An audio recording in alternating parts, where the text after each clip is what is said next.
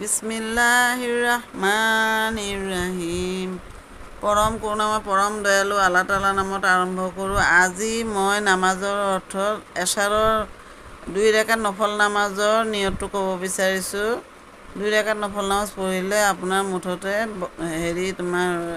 12 ৰাকাত নামাজ পঢ়া হ'ব, বুজি পাইছে? নাইতো আন উছাল্লিয়া লিল্লাহে তাআলা রাকাতে সালাতিল নফলে মুতাজ্জাহান ইলা জিহাতিল কাবাতি শরীফাতে আল্লাহু আকবার। তাৰমানে মই এশাৰৰ 2 ৰাকাত নফল নামাজ পঢ়িবৰ কাৰণে কাবা শৰীফৰ ফালে মুখ কৰিলোঁ, এইটো তাৰমানে অৰ্থটো।